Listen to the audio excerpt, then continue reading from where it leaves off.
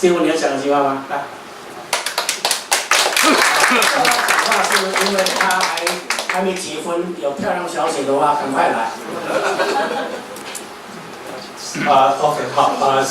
邱老师，然后这个今天这个主办的这个玉山社，还有这个彭教授，还有康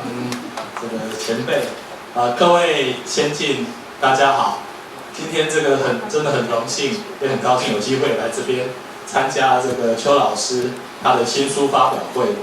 那我刚刚这个在底下坐着，其实我就很担心会被老师抽考到这样子。好，那不过我想，这个今天来这边啊，这个我刚刚看了一下这个书，想到当初怎么跟这个邱老师结缘的呢？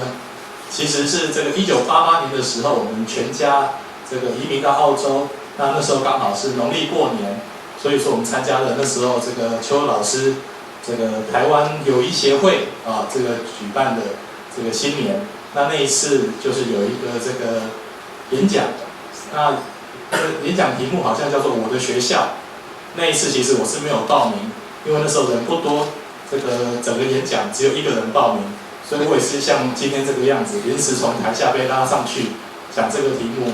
结果这个记得那时候是讲的第2名。那邱老师就跟妈妈说这个小孩子口才还不错，以后可以来当我的学生。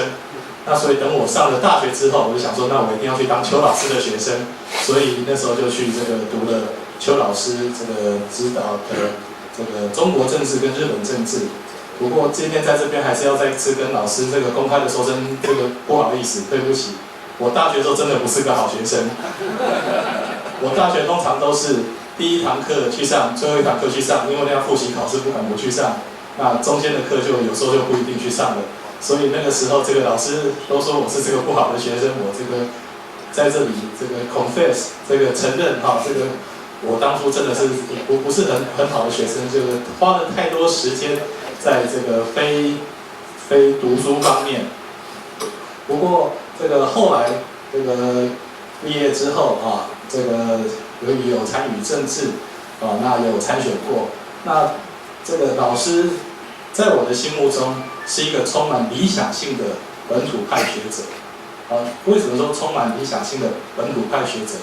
因为如果我们跟现在台湾很多台面上的那些完全没有理想的那些学者，尤其是有一个姓江的院长或者姓李的部长，这一些人比较起来的话，我们会觉得说，学者真的要充满理想，因为只有充满理想，才能够推动他们想要的志业。而台湾很可惜的，在现在这个情况，有太多不充满理想的学者参与政治。所以刚刚我很同意我的这个师兄吴欣欣讲的，这个当初邱老师没有当上这个台湾驻澳的大使，实在是台湾的一大损失。因为如果当初这个邱老师有机会的话，以邱老师的这个理想性，以及邱老师对澳洲政坛的这个认识的话，一定会有这个更好的这个台澳之间会有更好的关系。那今天在这边邱老师刚刚讲的说，他的学生一定要绿那其实说实话，我绿不绿，我实在是不太清楚。不过我在这个邱老师的指导之下，我深深的认为，台湾绿不绿不是问题，台湾必须要坚持几点。台湾这个地方一定要人民当家作主，台湾一定要坚持自由、民主、人权的价值。在这个价值之下，台湾未来是所谓进入独立，或是做出任何其他的选择，只要是这块土地的人民在自由的意志的情况之下做出来的决定，都是正确的。所以说，我想这个想法，你说绿也不一定绿，可是我觉得这个是我们必须坚持的价值。那这个最后在这边还要这个跟老师报告，这个之前我这个在台湾还会投稿，我后来已经不再投稿了，因为我觉得台湾现在有一个很糟糕的现象，可以说是台湾一个政治的危机。台湾是一个缺乏领导的地方。我们现在看台湾蓝绿两边，不管是哪个政治人物，第一，他们没有方向，从来没有一个人告诉我们说这个国家应该往哪里走。我们台湾是一个处理危机的国家，不是一个有领导、不是一个有方向的国家。台湾的政治人物每天都在处理不同的危机，从来没有一个人告诉我们这个地方未来要往哪里去。第二，没有一个人告诉我们说这条路走了之后要付出什么样的代价，因为我们都知道台湾刚刚布鲁斯有讲说台湾不是一个小的国家，不要有这个心态。可是台湾面对着中国这么大的挑战，其实要走出自己的路，一定要付出代价。我觉得台湾没有一个真正的路，有这个道理勇气跟大家说，我们的方向往这里走，我们要付出的是这样的代价。那我想，老师刚刚讲的，今天把这个重担交给年轻人，那我想，是非常语重心长的。那虽然我现在在澳洲从这个跟台湾的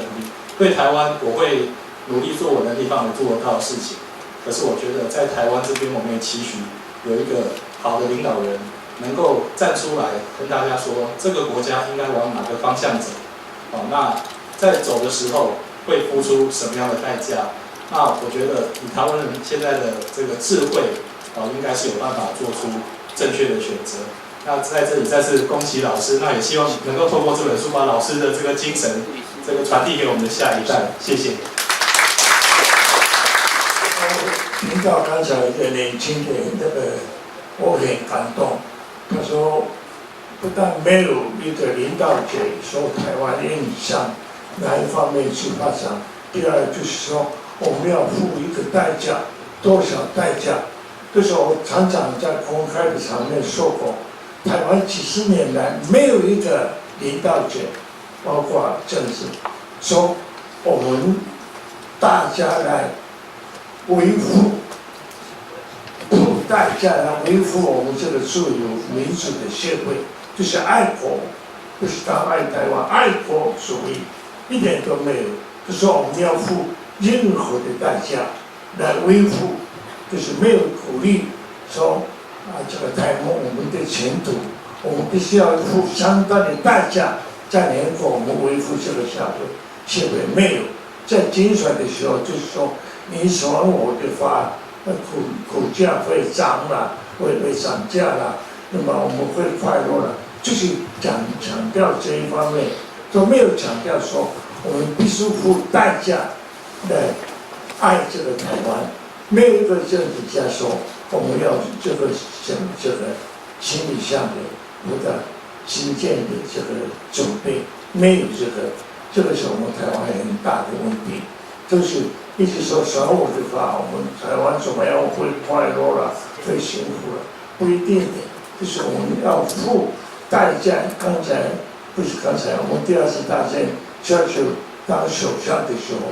我们要做的，我要做的时候要什么样？要流汗流血来打这个战争，没有面对这个很辛苦的这个现实，没有，就是光是画这个很美丽的这个原型，不过这个原型是要付多少代价才能够得到？没有给我们的住民做一个心理上的